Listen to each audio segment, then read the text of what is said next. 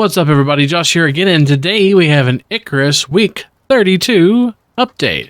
This week they have added some deep mining nodes to outposts, made some changes to the UI, and added a new mission that's timed.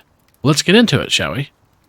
So Icarus week 32 time pressure, the usual weekly fixes, a special new 3-hour mission, deep mining veins and outposts, UI improvements, and more. Icarus's missions have always had a time limit, but can you race against the clock to complete a multi-stage mission in under 3 hours? Week 32 introduces a new multi-stage time-restricted mission, which incorporates some of our original design intents with a ticking clock, alongside the improvements to mission pacing and engagement to raise the stakes and get the heart racing. Alongside this new mission to sink your teeth into, we've made an array of improvements to our UI, UX, and building pieces, along with adding deep ore mining veins to outposts as part of our plan surrounding their development. Jump in and have a read. So this week they added a new mission called Abyss Research. This is a 3-hour long mission. There's also a 4 skull mission. The mission starts around Ring Lake in the Styx Terror Zone, so it is a Styx mission, and it is locked behind Zephyr Expedition mission. Of course, this mission also includes an optional objective. If you have enough spare time to complete the extra request to discover a way for prospectors to handle the new abyssal oxide safely, you'll gain additional exotics as your reward.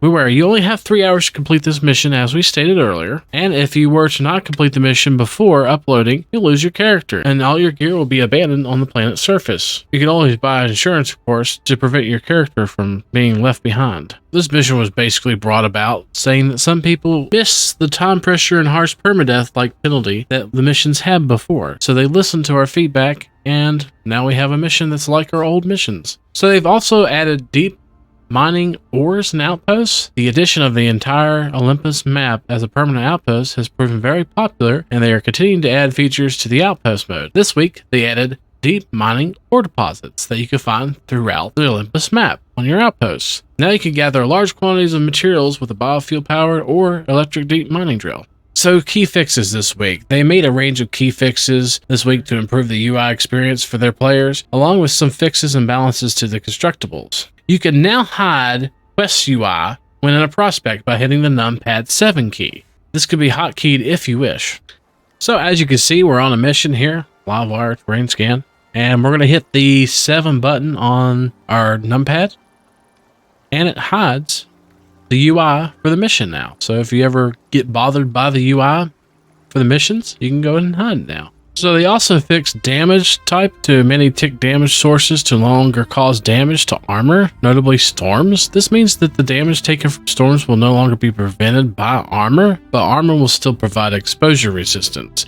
This means you will take more damage to your base health, but your armor will not deteriorate. The long and short of that is that you will take damage instead of your armor, and your armor will no longer deteriorate due to storms, but it will still give you exposure resistance.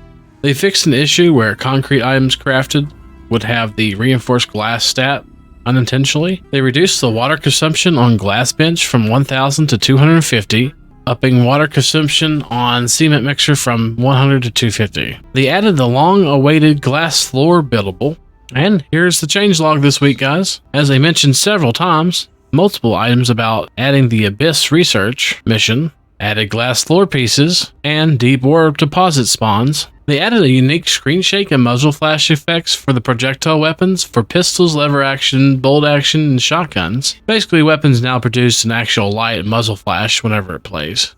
And under future content and art, so they kind of added some information here about the upcoming mounts, probably in the next expansion, I would say. But mounts are now tied to a character ID, owner, and tamer. And you can name mounts, it seems. And mount names can be edited by their tamer and serialized for reload. They added a flatline research mission that's locked? Question mark.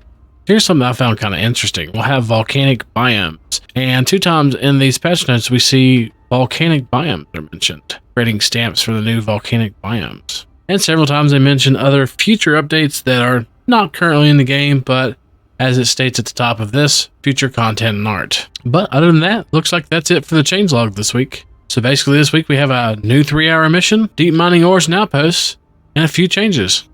And guys, that's it for this week. Don't forget, if you like what you see, to subscribe to the channel. And also don't forget, we do stream from 11 o'clock p.m. Eastern Standard Time till whenever, Friday and Saturday. We'll be streaming a 3-hour mission, hopefully Friday, and Saturday we'll see if we can't stream something different. Hopefully we'll see you next time. Peace.